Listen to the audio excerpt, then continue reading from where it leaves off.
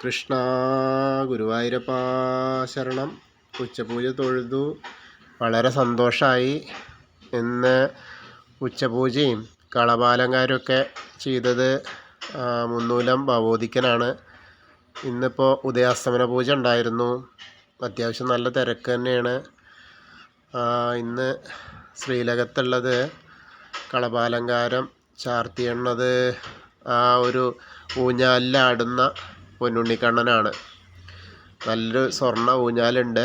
അതിൻ്റെ മുകളിൽ ഇടത്തെ കൈ കൊണ്ട് ആ ഊഞ്ഞാലിൻ്റെ വള്ളി ഇങ്ങനെ പിടിച്ചിട്ട് 2 കാലും താഴേക്ക് താഴ്ത്തിയിട്ടിട്ട് വലത്തെ കയ്യിലൊരു വെണ്ണുരുളി ഉണ്ട് കേട്ടോ.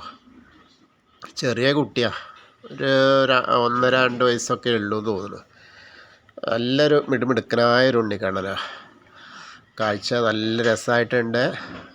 ഊഞ്ഞാലിൻ്റെ ആ സ്വർണ്ണ വർണ്ണവും കണ്ണൻ്റെ ആ ഗോപിക്കുറി ഒക്കെ അങ്ങനെ തിളങ്ങാണ്.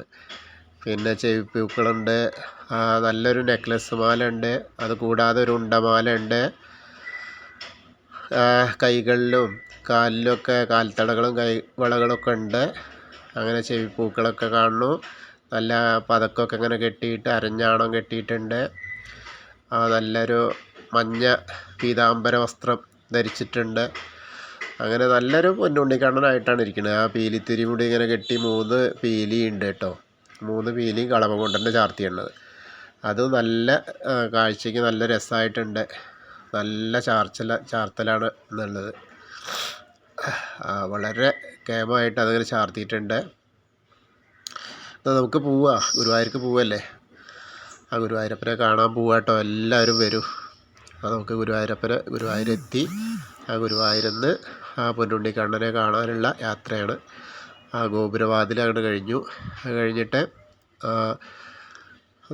തൊട്ടടുത്ത വാതിലും കൂടി എത്തി. ആ വാതിൽ മാടത്തിൻ്റെ അവിടെ നിന്ന് നമ്മൾ കയറുമ്പോൾ ഒന്ന് കാണാൻ പറ്റുന്നുണ്ട് ആ ഗുരുവായൂരപ്പന്, ആ പൊന്നുണ്ണിക്കണ്ണനെ.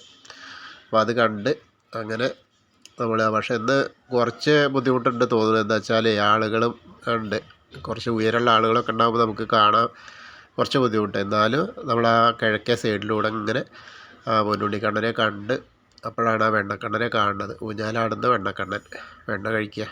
ആ ഊണൊക്കെ കഴിഞ്ഞിട്ട് യശോദാമ്മ ഊണൊക്കെ കൊടുത്തിട്ട് ആ വെണ്ണ കൊടുത്ത് ഇരുത്തിയേണ്ടാണ് ഇവിടെ ഒതുങ്ങിയിരിക്കുക എന്ന് പറഞ്ഞിട്ട്.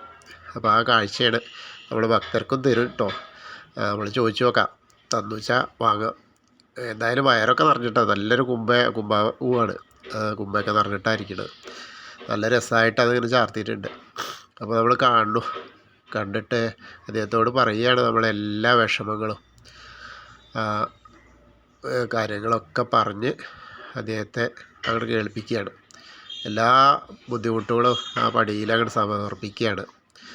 അത് കഴിഞ്ഞ് നമ്മൾ അങ്ങോട്ട് പോരുമ്പോൾ ആ ഗണപതിനെ, സരസ്വതീനെ, പത്മനാഭസ്വാമീനെ, ഹനുമാൻ സ്വാമീനെ, മുരുകസ്വാമീനെയൊക്കെ കണ്ടു.